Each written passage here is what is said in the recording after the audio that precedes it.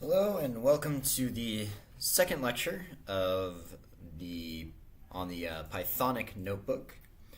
In this video, we'll be talking about imports of Python modules and packages. So you've already seen many times by now this import syntax. It's at the top of every notebook we've shown you so far. We're importing a couple of plotting libraries to standardize the appearance of any graphics we might create in any of our notebooks. We used it earlier in this notebook with import this. What do these import statements do? They allow us to augment the built-in functions and objects in the Python interpreter with additional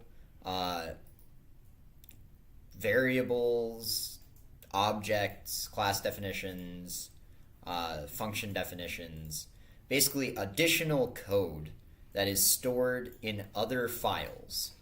So when we import a module, the Python interpreter reads a Python file and executes code in that file defining anything. It runs the file basically. So if there are class definitions in the file, it will run those class definitions. If there are function definitions, it runs those function definitions. And so we can gain access to a lot of new objects and functions and that sort of thing by importing modules. So for instance, we might import pandas if we want to gain access to the pandas data frame object to give ourselves a table-like data structure. And we'll make use of pandas later in the course. Packages are installed and managed by package managers. There are two main package managers in use for Python.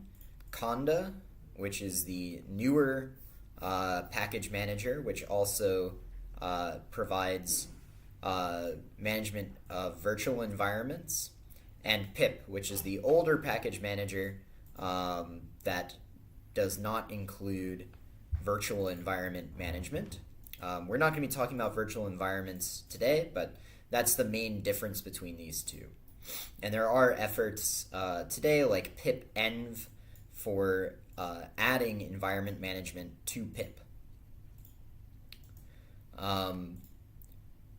We also won't be making use of package managers during the course. We've already installed all the packages you need, but just for your own education, and if you are working with Python on your personal machine outside of the course, it's useful to know about these package managers. So we can import pandas, and we see if we evaluate pandas, we find that it's a module, and the module comes from this file. So packages are stored in a special directory called site packages, and the structure of packages typically will have many .py files, but there will be one called dunder init, similar to the init method of a Python class. And this file specifies the instructions for loading the entire package. If we, for instance, look at the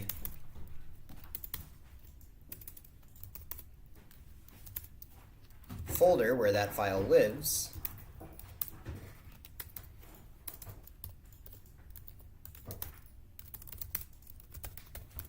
we see there's several py files: conftest, version.py, parser.py, tslib.py, lib.py, json.py, and then many of these subfolders also contain more .py files. And this init .py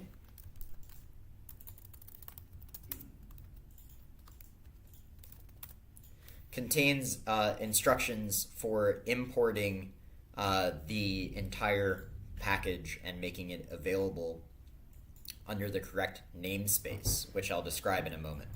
But we can see there's more import statements in this init, importing these various other .py files and adding them to the namespace. When we're importing a package, often we'll see this pattern: import package as a alias. And this is to save us typing. We see it does PD evaluates the exact same thing as pandas. But now anytime we want to use something from the pandas package, instead of saying, pandas.dataframe, we could do pd.dataframe. And this saves us some typing. A lot of the aliases are conventional, meaning the community uses the same alias for particular packages. So pandas is almost always aliased as PD. NumPy is almost always aliased as NP, etc.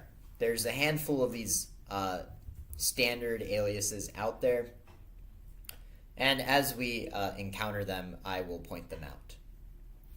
So we can import .py files, which are called modules, to supplement the built-in Python interpreter with additional Python code. And we can give those modules aliases, which brings us to the idea of namespaces. So a namespace is related to the idea of scope. Scope, you may remember, is the space under which an object is defined. It's the extent under which an object is defined. So for instance, if I make my var for my variable, that's in the global scope.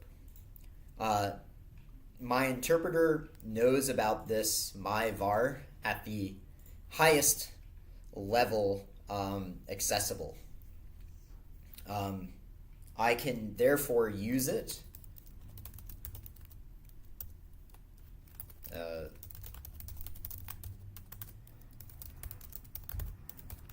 in functions where my var is not defined within the function. My var is defined in the global scope, so this function is aware of it even though it's not defined within the function. It's not defined as an argument, it's not defined in the body of the function. So this function falls back to the global scope and finds my var and returns it as 25.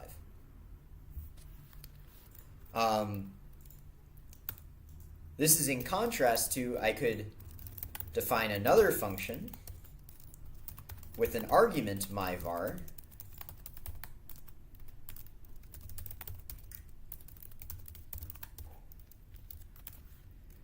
and if I pass in 26 for my var, it returns 26.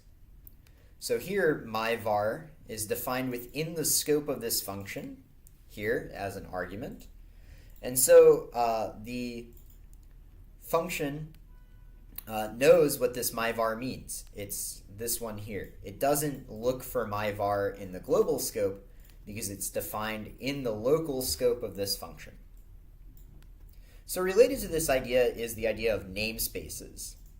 Namespaces are a way of organizing the scope of various names in our interpreter.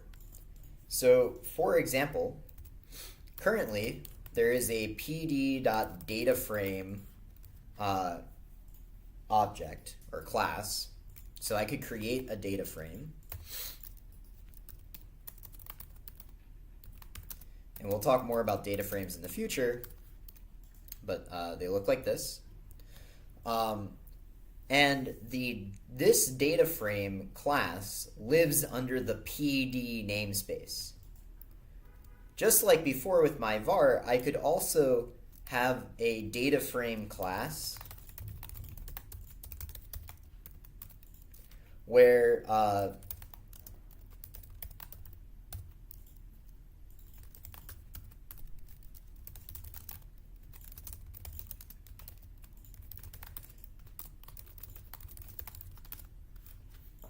I can give it any definition I want, and it does something very different from what the pd.dataframe does, because these are two different classes.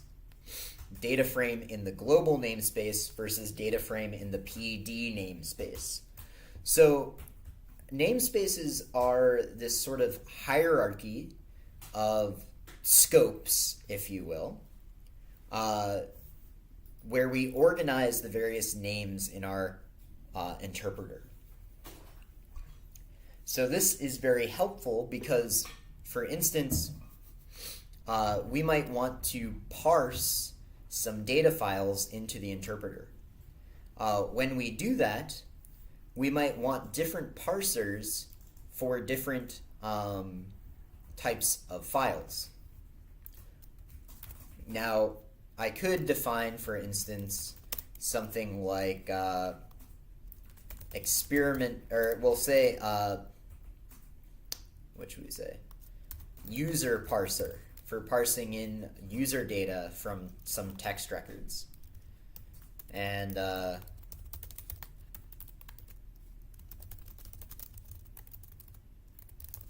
this does something. And then I could have like a record parser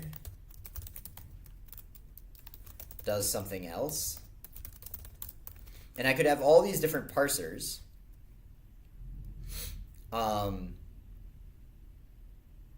Oh, actually, let me do this slightly differently. So I could have, we'll do this a little bit differently. So I could have different functions. Parse user. And this would get something like, text. Parse the text. Return user.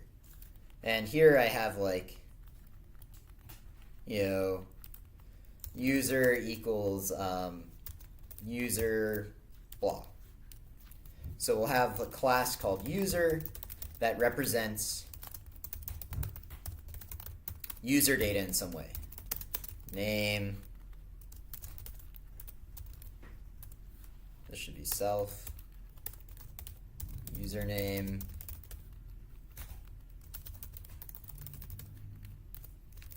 Password. And then we could also have a, say, record object that gets created when users do something. So, we have a message board, and there's lots of activity. People make comments, people post questions, that sort of thing. So we might say post type text. So this stores like whether they made a question or a comment, and then this stores the text of that question or comment. And we could have parse user functions that parse some text in some way, and then creates a user object. We could have a parse record that also parses text and creates some kind of record object from what we parsed out of that text. But as the number of different kinds of objects we're working with expands, we're going to end up with a bunch of these different parsing functions, and our namespace is just going to get a little cluttered. And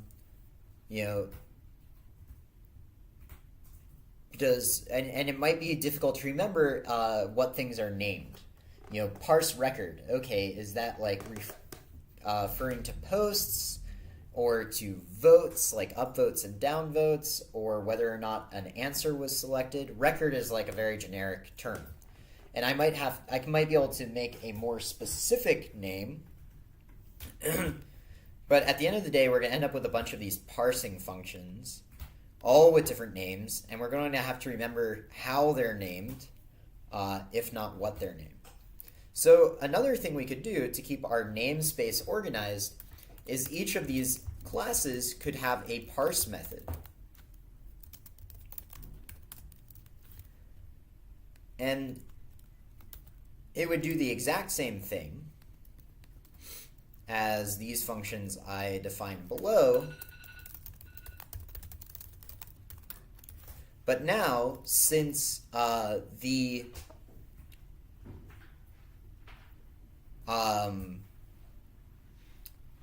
parsing methods are attached to these classes, we don't now need to remember what the parse method is called. We don't need to remember that it's parse user or parse record. Just every object or every class will have a parse method that I can call. And now, the reason this is called a namespace is because I can do something like user.parse or record.parse. And I have the same name, parse, but they will do different things for the different classes. And the names are kept distinct based on which class they are attached to, user or record. So this is a really useful idea. It maybe seems sort of unnecessary or silly at this point, since we're writing pretty simple programs and don't have to keep track of very many overlapping functions as we're, say, working on the mini projects or working through the lectures. But in more complicated applications, this idea becomes really crucial to prevent too much clutter in the names and to help us organize our various objects and functions. Note, if I had not defined this other data frame object, I would get a name error here. I won't, because I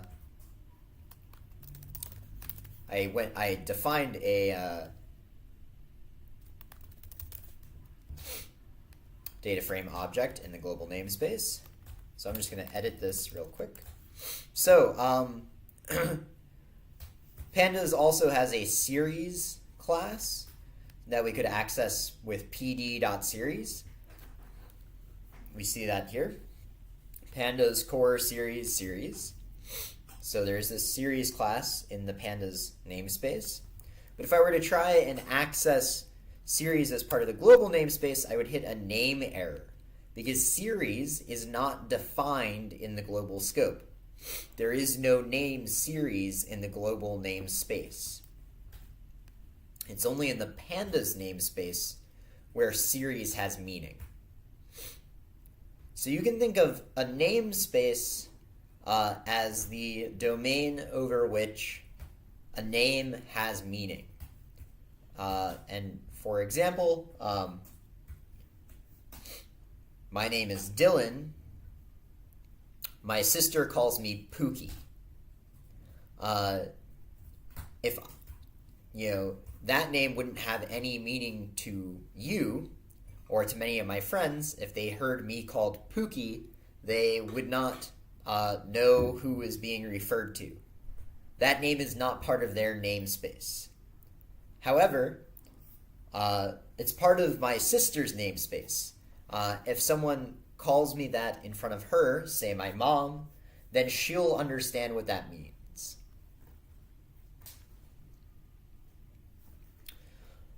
We can not only import packages or modules, but we can also import parts of packages.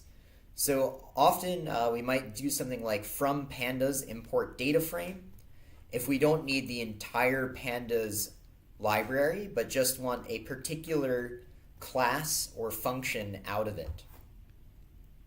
So you might see things like this, and we see that it returns for us the same object, pandas core frame data frame, as pd or pandas.dataframe.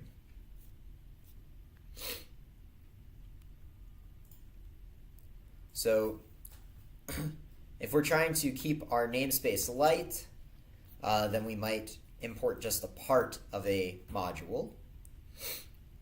We can import everything from a module using from module import star, but it's very discouraged to do this because it's very common that there will be multiple functions or classes with the same name in your module as built into Python or from other modules. So again, here's where namespaces come in. NumPy, for instance, has a sum method. Pandas also has a sum method. Additionally, there is a sum method built into Python.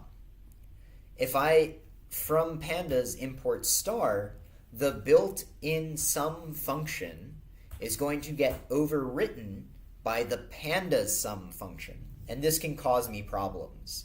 So namespaces are really helpful in keeping those overlapping names distinct by putting them under a hierarchy of module names or class names. The final thing I want to mention, actually I want to mention a couple more things. I said that when we import, I mentioned when we import a module, what the interpreter is doing is it's going to this file, this py file, and it's running it. It's just running all the code in here, which is generally true. There is one exception to that statement. So I got a question today in the office hours about something that shows up in a lot of HackerRank challenges. So in a lot of HackerRank challenges, you'll see a block of code that begins with if name equals main. And this code is not run when we import a .py file as a module. All of this code above it will be run. This code, so Python files essentially have two purposes. One, they function as modules that can be imported into the interpreter to give us access to additional functions, classes, and constants. Additionally, Python files work as scripts, as programs that can be executed to perform particular tasks. The portion of the file that represents essentially the module is at the top. At the bottom, we will have the portion that represents how this file should be run as a script. And that portion always begins with if name equals main. And then we have code that will only be run when we run the file from the command line as a script. It will not be run when we import it as a module. So at the top, we get any import statements for dependencies. We get any function definitions, any class definitions that we might want access to when importing this file as a module. At the bottom is the script functionality. For instance, let me see if I can find you an example on your server. Really? No? Okay. I will go to my GitHub.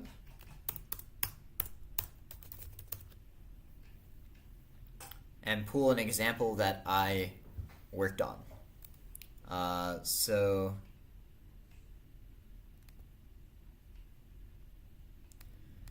I play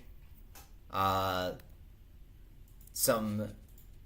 I play Dungeons and Dragons, for instance, and when I want to name characters from different parts of the world, I like to be able to generate random names from all different regions of the world. So, this is not actually an example of what I was going to show. I will have to go to another example.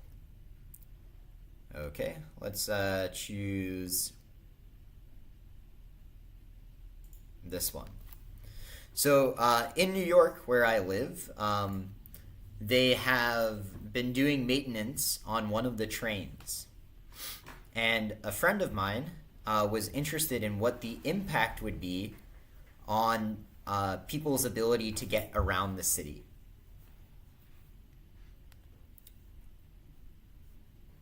He wrote code to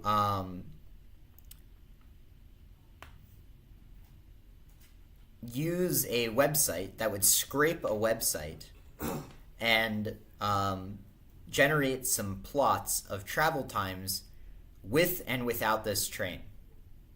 So he has all kinds of functions defined to help him do this, as well as some constants. And at the bottom is this if name equals main block, where he actually samples from the website many different travel routes around the city using this train and not using this train. And what he would do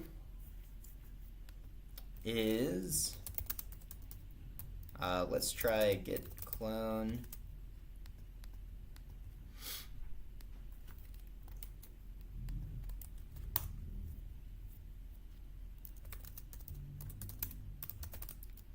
What he would do is something like run Python sample API, and this would run as a script. And it didn't work for me because I don't have all the required packages installed, like I don't have GeoPandas. But after running all of this code up top, it would then run this block at the bottom. So when there is a special name variable in Python that gets set when we access a Python file. And if we're importing a file, it gets set to the name of the module. But if we were to run this file from the command line, this name variable would get set to main, and so the Python interpreter would run all this code. So here we just define how this file should run as a script if we run it from the command line using the Python interpreter.